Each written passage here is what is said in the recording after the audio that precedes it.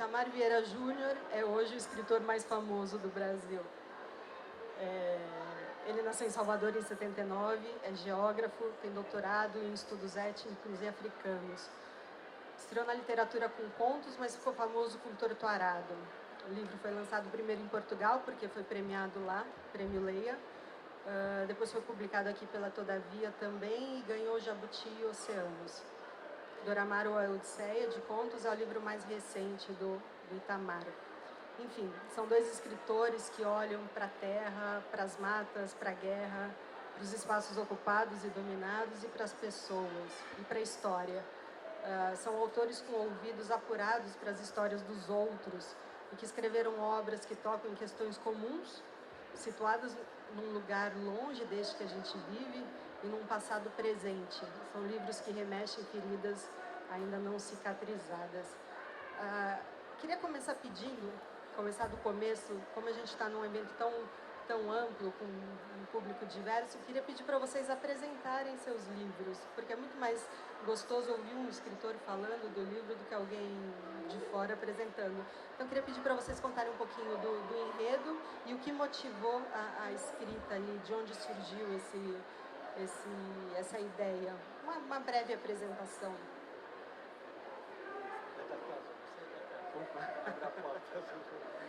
Bom, manda a boa educação que a gente... Bom, como eu estou em casa, Brasil é minha casa, dá o espaço ao Luiz para falar. Mas, como é um pedido do Luiz, começo eu. Vou falar sobre Torto Arado, que eu acho que é o livro que encontrou mais público, que tem encontrado leitores.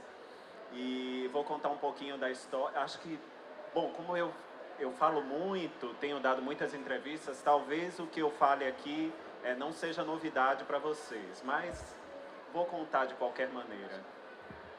Torto Arado é uma história que nasceu ao nosso grande Inácio Loyola. Beijo também para você.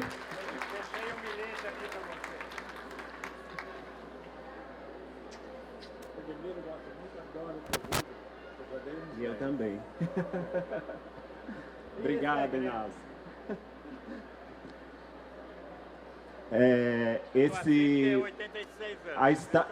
A história de Torto Arado surge muito antes, né? Na minha vida. É uma história que nasce do encontro de memórias pessoais, mas também do meu encontro com a literatura e com a literatura brasileira. A literatura brasileira da primeira metade do século XX, né? E aí eu estou falando dos nossos grandes autores, escritores, que escreveram obras incontornáveis, que fazem parte da nossa literatura, né? Estou falando da Raquel de Queiroz, do José Lins do Rego, do Jorge Amado, do Guimarães Rosa. Depois da leitura desses autores, eu persegui com afinco a ideia de contar uma história que se passasse no campo e que se passasse da maneira que eu conhecia, da maneira como eu encontrava o campo a partir das minhas memórias familiares. Eu cheguei a escrever 80 páginas dessa história. É bom falar sobre as histórias, porque há sempre histórias atrás das histórias, e vocês vão entender muito bem quando o Luiz Cardoso contar a história de O Plantador de Abóboras. Mas eu não tinha maturidade para concluir aquela história, eu só tinha 16 anos. Essas páginas se perderam, ainda bem que se perderam, porque não deveria valer muita coisa. E depois eu me formei, eu sou geógrafo de formação e fui trabalhar no campo. E no campo é que essa história ganhou densidade e profundidade. Foi no campo, encontrando pessoas, agricultores, conhecendo as estruturas da sociedade brasileira, que essa história foi ganhando profundidade. E quando eu dei por mim, já tinha passado bastante tempo, mais de 20 anos, eu me senti pronto para contar essa história. Então, a história de Torto Arado é uma história que passa por duas raízes, vamos dizer assim. Uma são as raízes no campo, que minha família paterna tem, e a outra é a própria literatura brasileira, que me deu repertório e me deu essa vontade de contar essa história, né? De criar essa história, de narrar essa história. E é dessa maneira que eu falo de Torto Arado, que é a história de duas irmãs que vivem numa comunidade rural no interior do Brasil.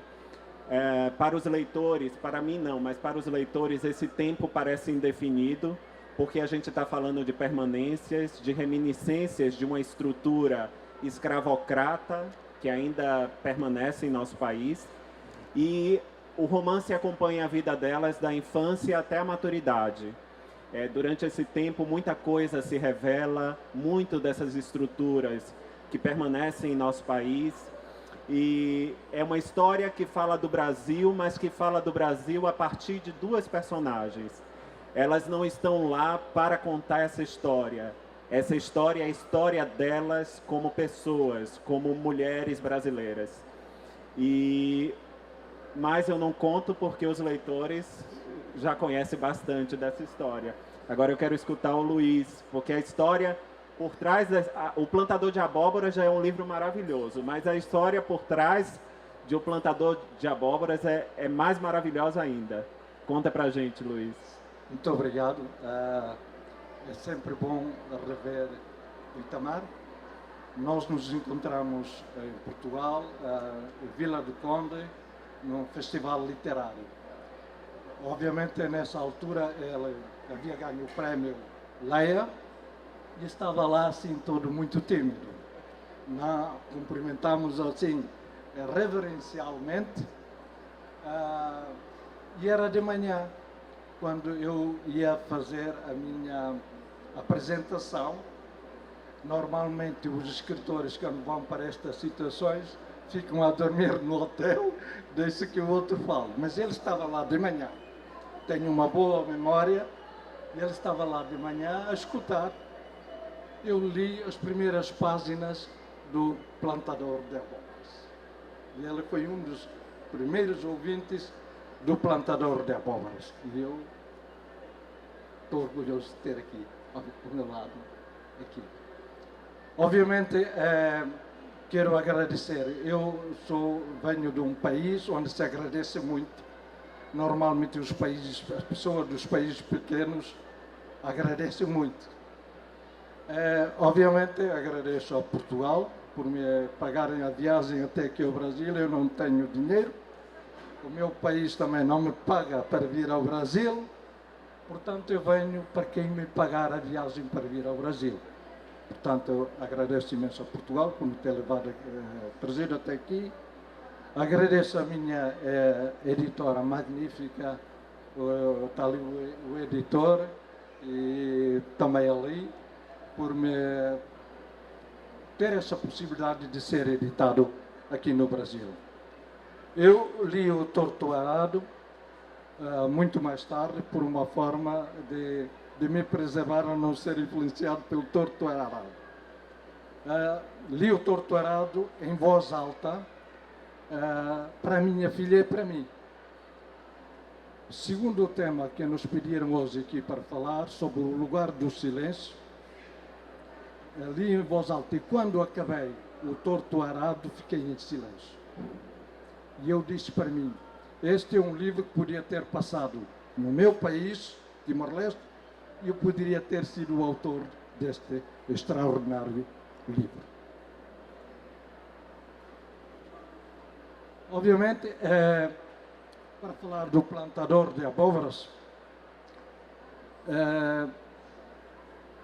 nós na vida plantamos coisas.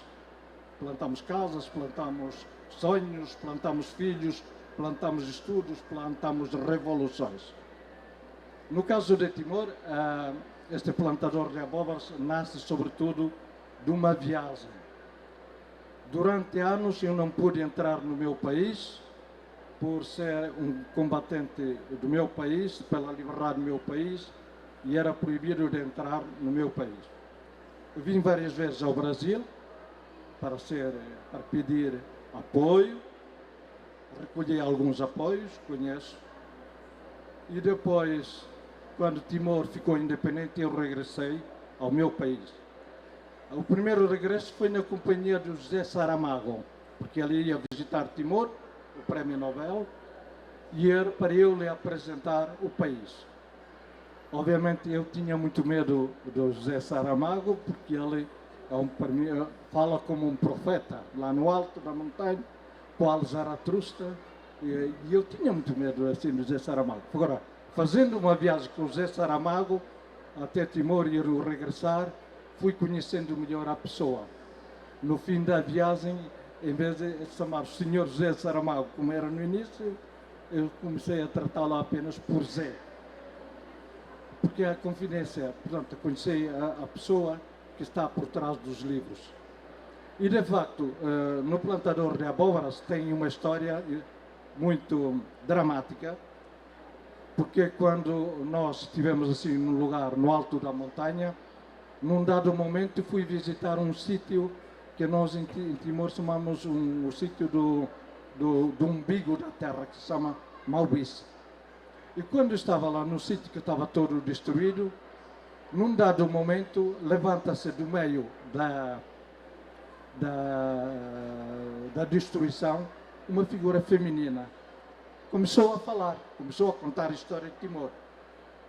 Obviamente, uma mulher, depois de uma guerra de 24 anos, em que morreram cerca de 200.000 pessoas, tendo sobrevivido a todas estas situações de catástrofe e mesmo de violação permanente, quer por militares indonésios, passavam as mulheres, quando iam-se embora, passavam estas mulheres para o pelotão a seguir.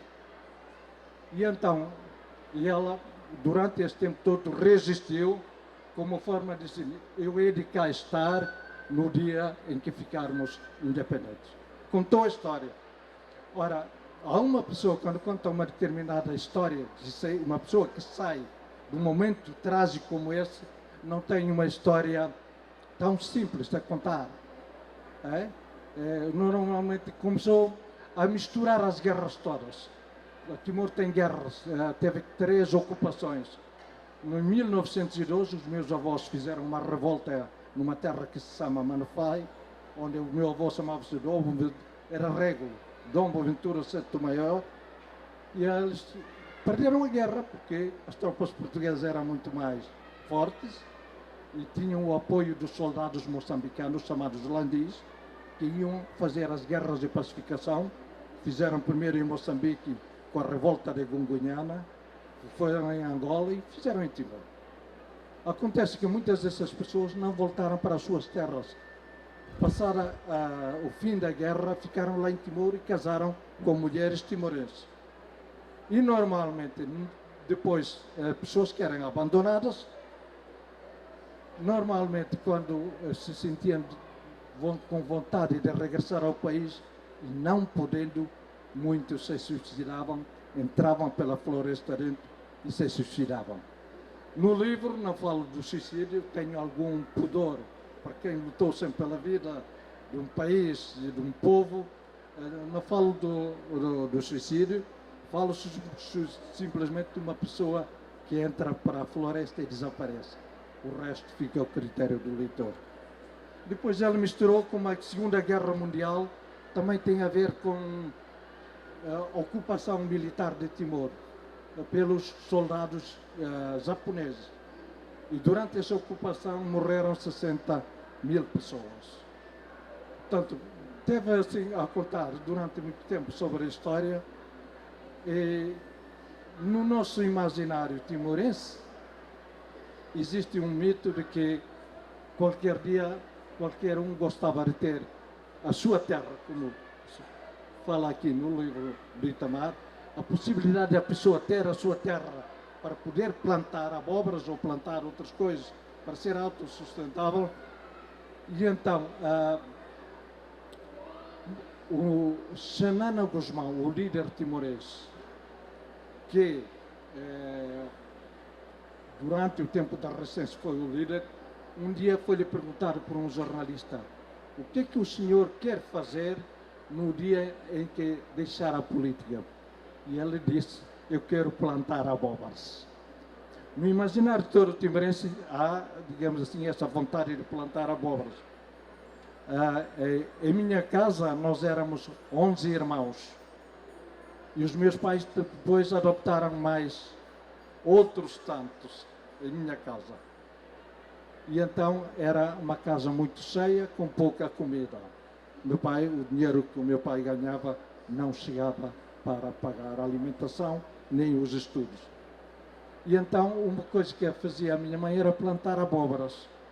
Ela plantava abóboras e quando depois colocava a abóbora na mesa para os filhos, dizia: ninguém come uma abóbora sozinho. Isto é, tudo o que nós plantamos, há esse espírito, incutiu em nós esse espírito de solidariedade sobre a distribuição da riqueza.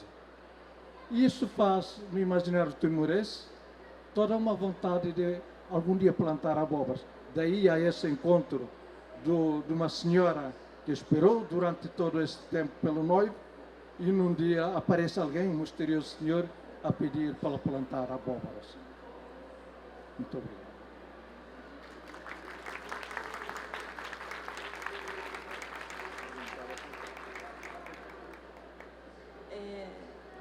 Tem um momento que a sua narradora fala que cada um se cobre com a memória que tem. Nesses 5 minutos você contou muitas histórias já. Queria perguntar, quando você escreve, você também está coberto por essas memórias? E que memórias são essas que você traz para a sua literatura? É tudo sempre sobre memória?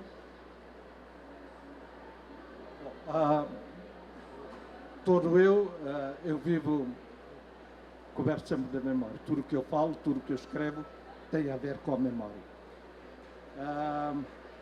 Eu ontem esqueci-me aqui de dizer o nome da Isabel e fiquei terrível porque estava a perder a memória. Para mim é uma coisa muito trágica, porque durante o tempo todo que nós estivemos na resistência, obviamente o que nos funcionava sobretudo ter uma boa memória das coisas, porque os segredos, tínhamos segredos que tinham a ver com a vida das pessoas que estavam em Timor e que a todo momento podiam morrer, todos.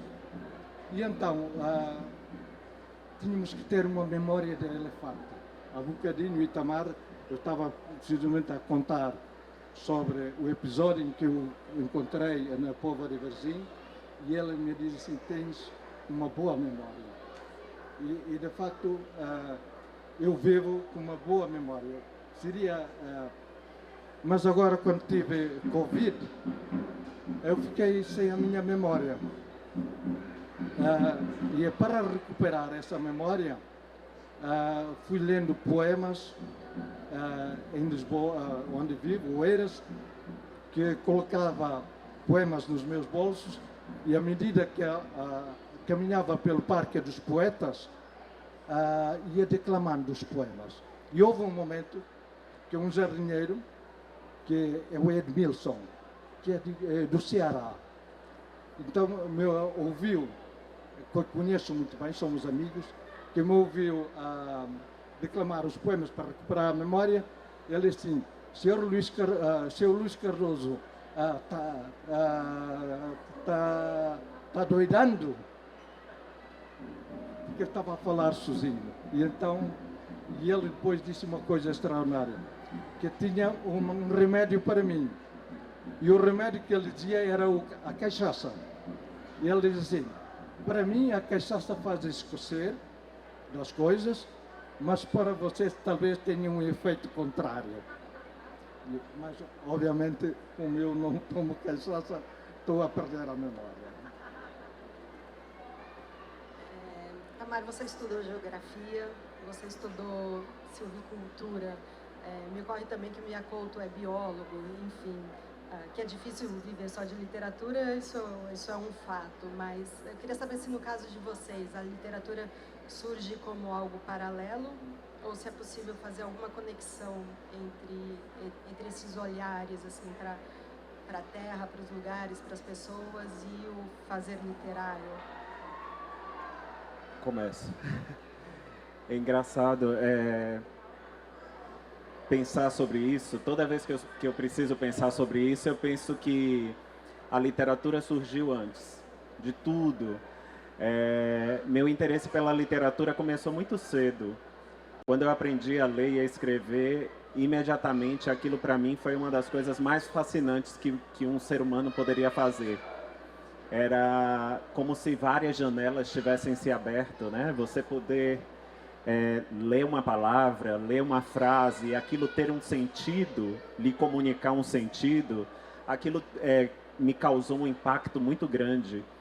E quando eu penso, toda vez que eu preciso voltar a isso, lembrar da minha infância, eu penso que a literatura ali já se instaurou como uma coisa definitiva. E anos mais tarde, eu já escrevia textos que eu nem sabia o que era. Eu deveria ter por volta de 9, 10 anos. E hoje eu sei que era algo parecido, mais com uma dramaturgia, peça de teatro. Eu venho de uma família simples, uma família humilde, e eu lembro que minha mãe encontrou esses escritos guardados. E ela se mostrou um pouco desapontada, decepcionada, como se eu estivesse perdendo tempo com aquilo. É como se a arte não fosse algo para pessoas da nossa classe. Né? Isso é sonho, isso é devaneio, põe os pés no chão. E isso me fez ir por outro caminho. A partir dali, minha vida se cindiu. Eu vivi duas vidas. A vida da literatura, que era uma vida reclusa, que só eu sabia e não compartilhava com ninguém. E a vida que meus pais queriam que eu tivesse. E daí é que eu fui me formar como professor de geografia, depois eu me formei bacharel em geografia, continuei estudando, fui ter um trabalho e ter um emprego, e só comecei a me dedicar de fato à literatura quando eu já tinha cumprido a minha tarefa como filho. Aí é que eu comecei a de fato, me dedicar o tempo que eu tinha, o tempo que me resta, né, o tempo que me restava durante o dia, durante o mês, a semana, para a literatura, porque aí ninguém já não me cobrava mais, né, o que é que eu deveria ser.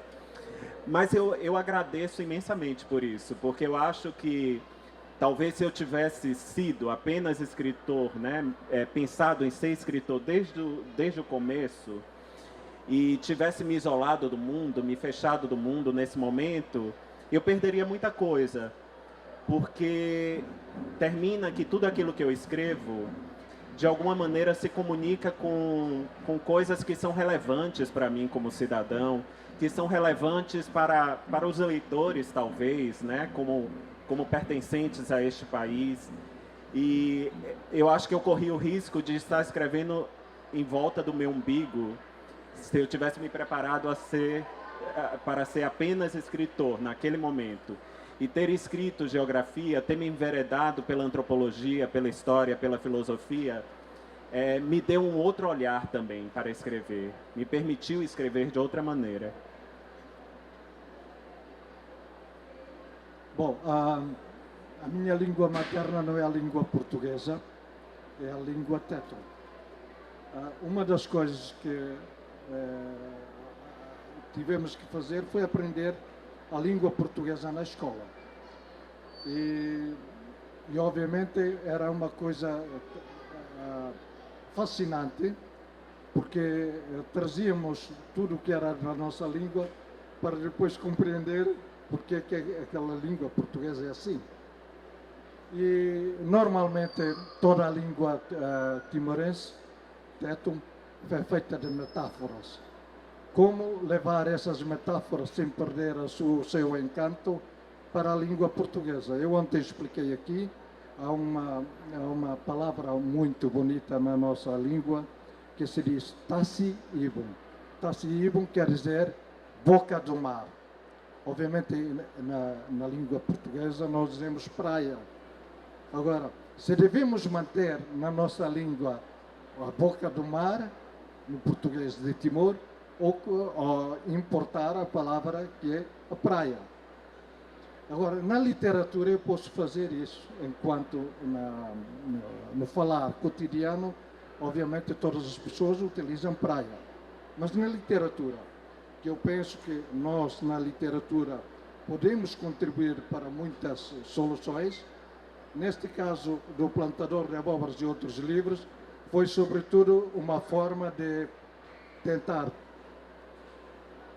talvez, fazer a construção da língua portuguesa de Timor, que, como disse, não será a língua portuguesa falada no Brasil, ou em Portugal, ou Angola, mas será uma língua nossa que poderão, para os leitores que lerão o livro, verão que tem que haver, digamos assim, aquela... trazer para a língua portuguesa o próprio idioma Timor, com palavras em tétano. É isso que faço. Obviamente eu nunca pensei em ser escritor.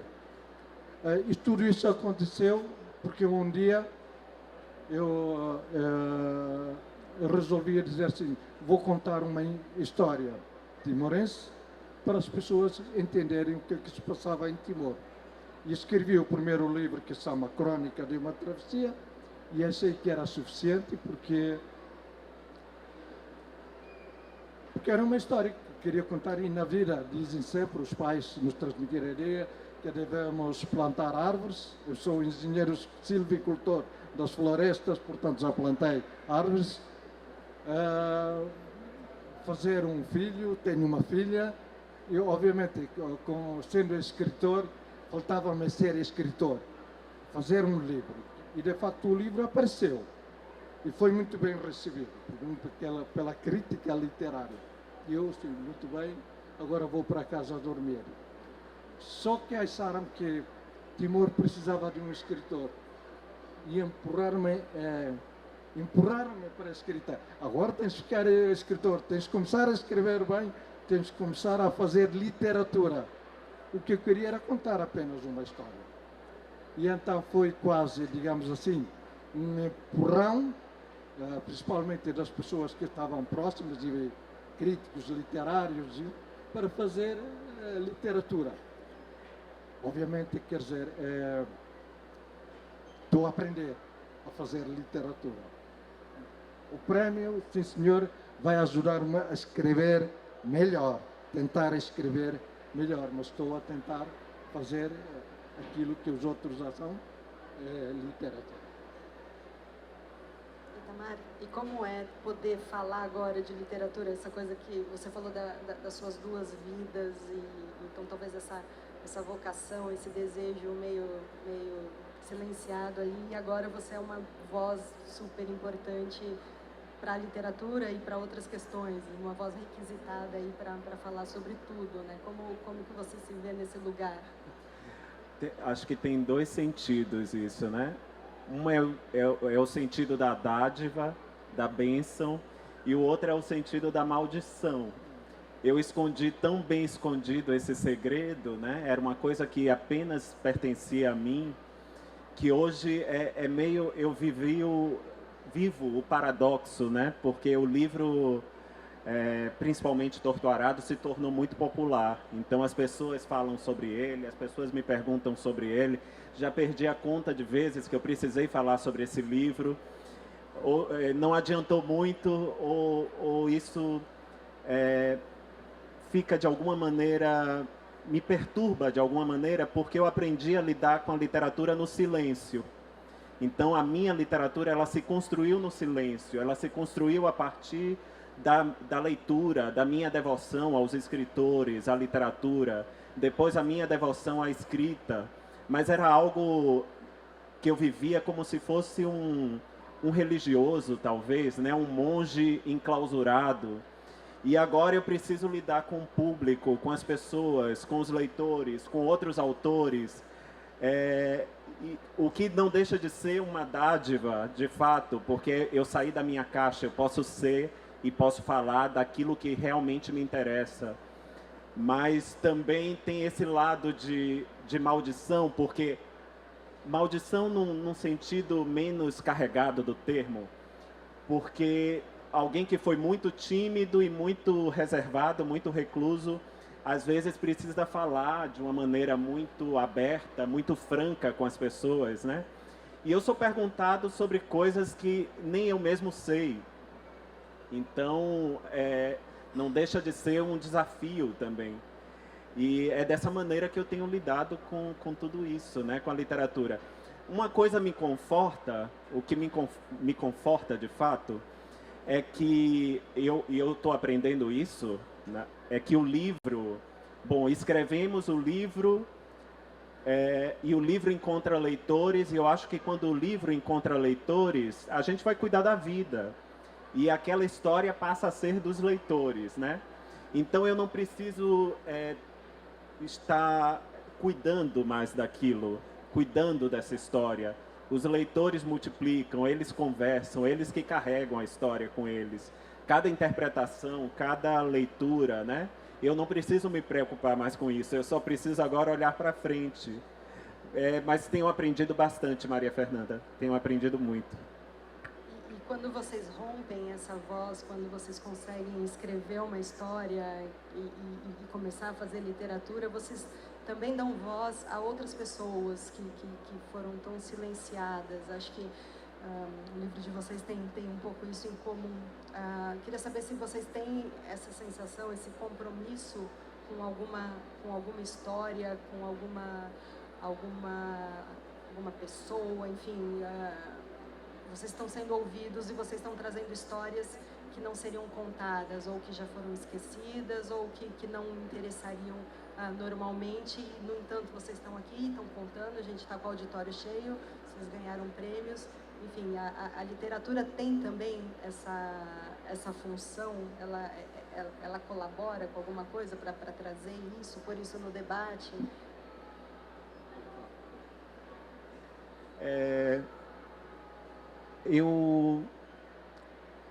Quando eu penso no que eu escrevo e quando eu penso nas histórias que eu escrevo, eu nunca penso que eu estou representando alguém ou estou dando voz a alguém. Acho que tudo aquilo que passa por mim, que me interessa escrever, diz respeito a mim mesmo, né? Quando escrever sobre o que se passa em Torto Arado, ou sobre o que se passa nos contos de Doramal ou Odisseia, escrever sobre... Eu escrevo para poder me entender, para poder me compreender. E eu só vou me compreender se eu tiver a dimensão da minha história, da minha vivência, da minha história anterior, né, da minha ancestralidade. Acho que todos esses temas se impõem como relevantes para mim. E daí a minha tranquilidade, que quando eu escrevo, não é a voz, eu não estou dando voz a ninguém, ali é a minha voz que está ecoando. Claro, minha voz, na literatura a gente pode ser muitas coisas, né? A gente pode ser uma árvore, a gente pode ser um cisne, a gente pode ser tantas coisas. E tudo aquilo faz muito sentido, né? É como se nós subíssemos, o autor, né, aquele que escreve, subisse nesse palco para representar a vida das personagens, a vida das suas personagens, de toda aquela comunidade que muitas vezes aparece num livro, né? Porque são muitos personagens. É como se cada um deles fosse interpretados por nós, né? E é dessa maneira que eu concebo assim a literatura, a escrita. É dessa forma que ela faz sentido para mim. Jamais eu penso que eu estou dando voz a alguém. Ali unicamente o que ecoa é a minha voz. Claro que ela tem que ocorrer, ela tem que ser escrita, ela tem que ser representada de uma maneira tão definitiva, que o autor sequer apareça ali. O que importa é a vida das personagens, são elas que carregam a história. Mas é claro, quando eu falo delas, eu estou falando de mim também. Está falando do outro que encontra eco nessa história e se reconhece, se identifica e se emociona, né? Perfeito. Bom, faço ficção, mas a ficção tem uma base muito real. No caso do meu país, as histórias são tão terríveis que muitas vezes, por mais que faça ficção, nunca conseguiria atingir aquilo que aconteceu em Timor. Eu só escrevo sobre Timor, não tenho a vontade de escrever sobre outro país, porque é onde eu posso me sentir livre e com convicção sobre o que eu escrevo. Normalmente sou sempre sugestionado por factos históricos, acontecimentos reais que aconteceram no meu país, e depois tento transformar essas histórias de uma forma mais literária para falar sobre situações que aconteceram. Obviamente, neste livro, O Plantador de Abóboras tem uma voz feminina. A voz feminina pode ser a voz de tantas mulheres. Podia ser a voz da minha namorada, que foi a primeira pessoa a ser morta quando os indonésios invadiram Timor. Podia ser a voz dela. É uma voz feminina muito forte. Está aqui. Então, podia ser a voz dela. De facto, portanto, quando se tem 18 anos e quando se tem a primeira namorada e quando a primeira namorada é morta, como é que eu me sentiria? Há uma convicção de que essa é uma história que toda a minha vida terei, se calhar repetirei sempre a mesma história, porque essa é a história, um facto real que me marca na vida. E então, nas minhas histórias, tenho sobretudo aprimorado nos livros a questão de uma voz feminina. Desde a minha infância, as vozes femininas foram sempre fortes. Da mãe, das contadoras de histórias, das parteiras, daquelas que vão ao campo, cultivar os campos. São vozes femininas muito fortes que perduram na minha cabeça e provavelmente hoje julgo que consigo escrever melhor com uma voz feminina. A minha filha, uma vez estava eu a escrever com uma voz feminina e ela virou-se para mim e disse: "Oh pai, tu és mulher?" Porque estava precisamente a ler. Eu quando leio, quando escrevo em voz alta, com uma voz feminina, e ela apavorou-se que o pai virou mulher. Portanto, fica assim esta situação, mas me sinto melhor, muito bem, a falar numa voz feminina. Creio que a minha voz feminina é a voz de Timor. Esta mulher que fala aí é a voz do país, que foi violentado durante anos, durante 100 anos, tempo que fala este livro, mas também tenho uma voz masculina, que sou eu, que se calhar é a pessoa que chega lá, que faz parte do misterioso noivo, que vai para pedir à noiva para que plante abóboras. Como a ficção às vezes não supera a realidade, você falou lá atrás um pouco do que persiste de Torturado ainda no Brasil. Queria saber, agora entrando na pergunta que todo mundo deve te fazer, como que você vê essa herança do que você coloca ali em Torturado no Brasil de hoje? E queria te perguntar, Luiz, você já veio muitas vezes para o Brasil. Queria saber qual que é a tua visão do Brasil hoje, assim, como foi voltar nesse momento em que a realidade não é mais tão simpática, talvez.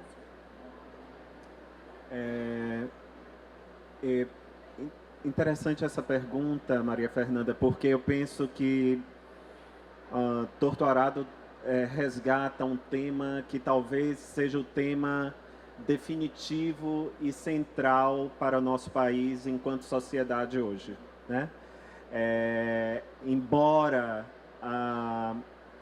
é um livro que retrata, a partir das suas personagens, desigualdades que são alvitantes, que nos perseguem há séculos, né? Este é o ano do bicentenário da independência do Brasil. Teoricamente, há 200 anos, não somos mais um país colonizado. E o que é que deu errado nesse país, né? Por que a gente chegou 200 anos depois, ainda com traumas, com fissuras, que parecem intransponíveis, né? Talvez a gente não tenha lidado com os nossos traumas de frente. E eu acho que um dos traumas centrais da nossa sociedade é a escravidão, que perdurou por mais de 3 séculos neste país. E ela foi, aí muita gente pode dizer, mas a abolição ocorreu há mais de 100 anos, né?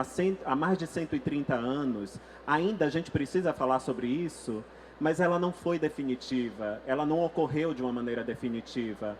Aquelas pessoas foram abandonadas à própria sorte. E o que o livro fala é justamente isto, né? Não há um tempo definido, mas são coisas que acontecem até os dias de hoje, até os nossos dias.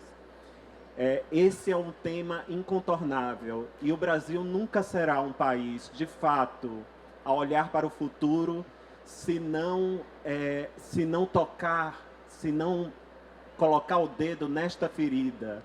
E esta ferida é uma ferida muito grande, vai demorar ainda muito tempo para ser cicatrizada, mas a gente precisa definitivamente olhar para ela.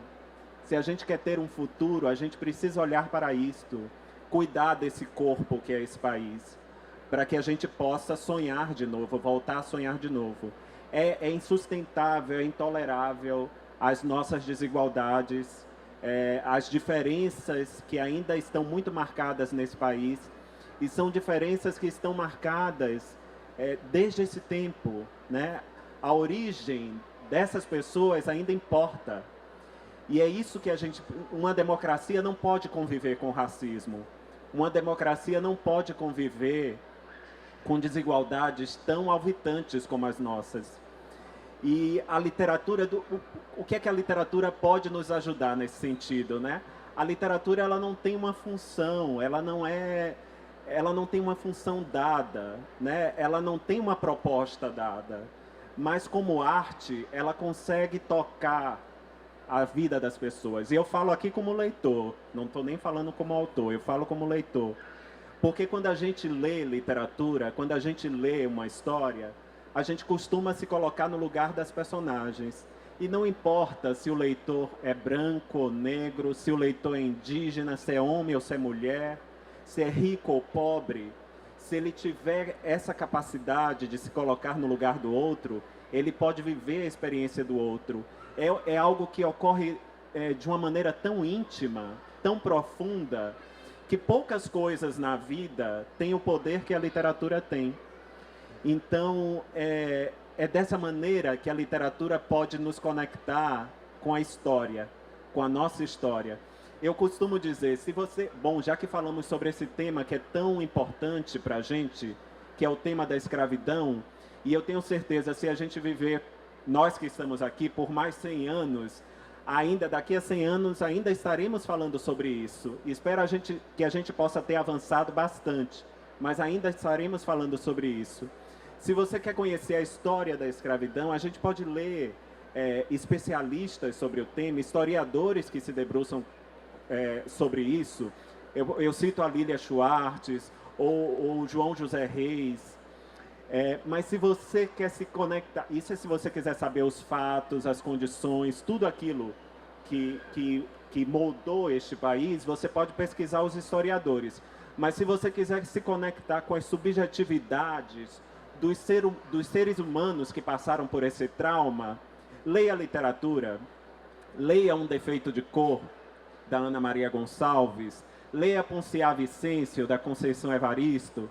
A gente vai poder se conectar com esses traumas. Leia Quarto de Despejo, da Carolina Maria de Jesus.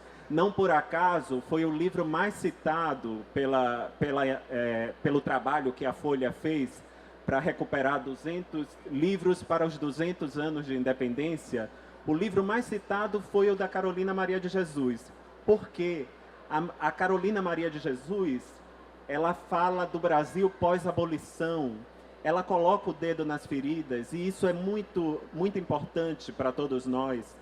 Talvez por isso esse livro tenha sido escolhido. E é dessa maneira que eu acho que a literatura pode contribuir com uma sociedade melhor, com um país melhor. E é isso, um país sem cultura é um país sem futuro. E eu devo dizer que eu estou muito satisfeito, não com as políticas culturais do Brasil, nada disso, não. Mas eu vejo um interesse das pessoas em ler, eu vejo o interesse das pessoas em escrever, em contar a história desse país, como talvez nunca tenha havido em nossa história. E isso é um bom sinal.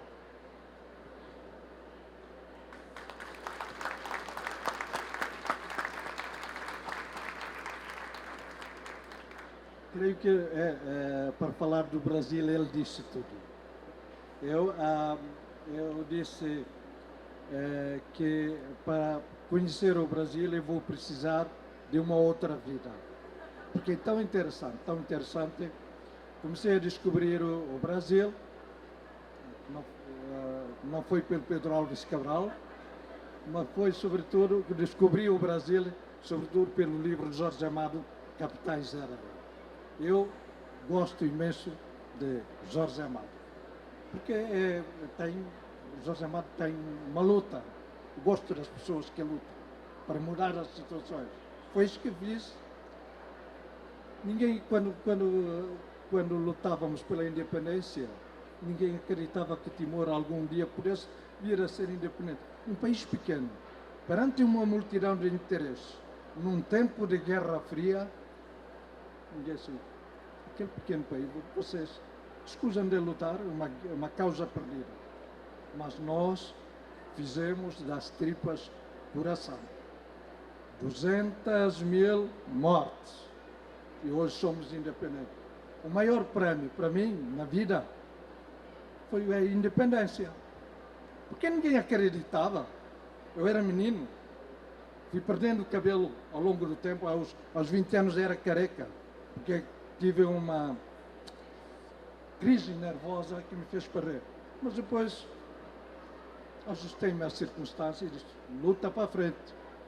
E somos independentes hoje. Quando ninguém acreditava.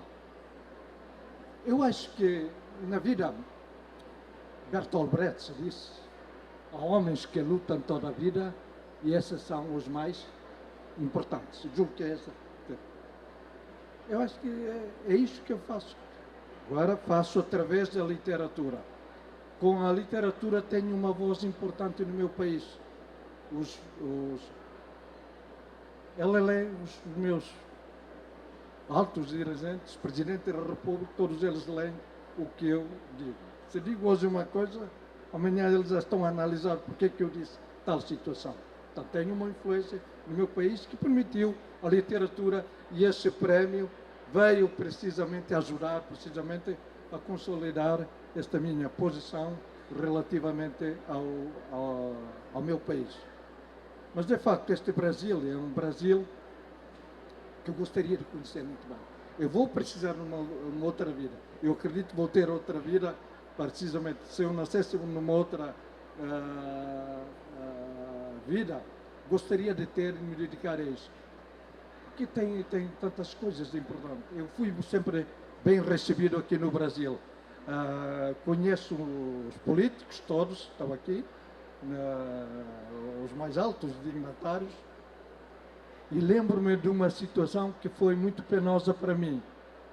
O grupo Tortura Nunca Mais fez uma sessão no Rio de Janeiro e convidaram-me para falar sobre a situação de Timor, para usar da palavra. Porque eles também premiaram o povo de Timor pela sua resistência. E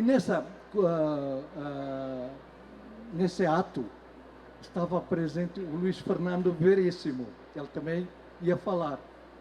Os meus amigos recomendaram-me, Luís, tu tens que falar com o Luís Fernando Veríssimo, porque o que vai acontecer, para ele escrever um texto sobre Timor, não sei se é no Estadão ou no São Paulo ou na Folha de São Paulo. Mas como depois de eu fazer a minha intervenção, as pessoas fizeram de tal forma, digamos assim, acolheram tão bem, que eu fiquei emocionado e não consegui, esqueci-me de falar com Luís Fernando Veríssimo.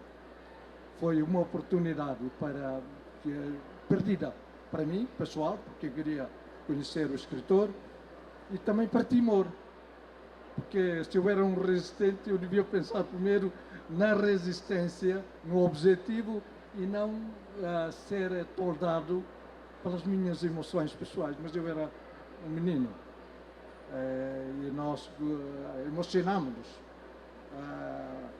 E então foi, digamos assim, uma grande perda para mim, foi não ter conseguido sequer um texto no jornal de São Paulo ou no Estadão sobre o meu país para que os brasileiros todos conhecessem que no meu país estava a haver um genocídio. Este livro está cheio de silêncio, magnífico silêncio. Todo o livro, veja uma repetição ao longo do tempo sobre o silêncio. E é verdade, nós viemos do silêncio e vamos para o silêncio. No meio, eu julgo que no meio temos que fazer barulho. A vida é isto, temos que fazer barulho. Porque algum dia teremos a oportunidade de voltar outra vez ao silêncio. E muitas vezes, obviamente, que o barulho é tanto que temos saudade do silêncio que trazemos desde a barriga da nossa mãe e provavelmente no futuro, quando se despedirem de nós. E então, mas na minha vida foi sempre uma luta contra o silêncio. Sobre o silêncio do genocídio em Timor. Sempre uma luta constante. É por isso, se me escreverem uma coisa num jornal, é um barulho tremendo sobre o meu país. Ficaria imensamente feliz se eu tivesse conseguido aquele texto do Luís Fernando Veríssimo. E eu não consegui. E foi simplesmente o silêncio. Lembro-me de uma situação muito importante. Tive um encontro com Nelson Mandela. Eu fui-lhe pedir para ele realizar um objetivo. Posso contar a história? Claro. Não, estamos caminhando para o final, Okay. mas pode contar ainda. Tem mais uns minutinhos. Queremos ouvir sobre o Mandela, sim. Não, foi importante. Nelson Mandela visitou Lisboa e recebi uma ordem dos meus camaradas a dizer assim: tens de falar com Nelson Mandela. Eu, na altura, a ANC tinha uma ligação muito importante com a Indonésia. A Indonésia subsidiava o ANC. Portanto, Nelson Mandela não podia receber Luís Cardoso porque ia pôr em causa toda a relação dele que tinha com a Indonésia. No entanto, no meio do staff do ANC, eu descobri uma portuguesa que vivia na África do Sul e que fazia parte da entourage de Nelson Mandela. Fui ter com a senhora, minha senhora. Eu preciso do encontro com o Nelson Mandela, porque esse encontro vai mudar o futuro do país. A senhora disse que eu não sei, mas vou tentar. À noite, ela telefona-me e diz: prepara-te, arranja uma gravata, porque amanhã vais ter um encontro com o Nelson Mandela. Eu não tinha nenhuma gravata. Emprestaram-me uma gravata para ir falar com o Nelson Mandela. E quando cheguei lá a ter com o Nelson Mandela, no Hotel Ritz, com o Nelson Mandela e toda a equipa do ANC estava sem gravata. Tudo estava sem gravata, muita vontade, e eu que venho com uma gravata, e o Nelson Mandela estava sem gravata. Bom, ele recebeu. Foi muito impecável. Ele não falou, só esteve ali a olhar-nos assim, de frente. Eu disse: presidente Mandela, quando visitasse a Indonésia, faça o favor de ir receber, ter um encontro com o presidente da resistência que está preso numa prisão indonésia. Ele não disse uma única palavra, olhou assim para mim. Depois eu disse e acrescentei: Sr. Presidente, uma das coisas importantes da solidariedade, Moçambique dá um grande apoio ao povo timorense, e o caso da senhora Graça Machel, que na altura Nelson Mandela estava apaixonado pela Graça Machel em Moçambique. Eu disse: a Graça Machel apoia Timor-Leste. Eu vi o rosto dele transformar-se assim, muito afetivo, por ter citado a Graça Machel. Mesmo os homens mais importantes, no que toca ao coração, caem todos. E aconteceu que ele depois, quando visitou a Indonésia, pediu ao presidente da Indonésia para receber Sanano Guzmão num jantar no Palácio Presidencial. Mas antes de ele ter este encontro, o presidente da Indonésia disse assim: olha que ele é um bandido. E o Nelson Mandela disse: olha, também me chamaram isso na África do Sul, que eu era um bandido. Mas Nelson Mandela estava a dar um sinal ao mundo, ainda a própria Indonésia, que a única forma de resolver a questão de Timor era ter uma negociação a sério com o Xanana Gusmão. Eu acho que foi a melhor coisa que eu fiz na minha vida quero compartilhar isso convosco, mas eu fiquei, depois de fazer o pedido, com um silêncio na minha cabeça, com dúvidas. Será que ele vai fazer isso? Porque ele não disse nada, mas ele fez. E assim são as grandes pessoas.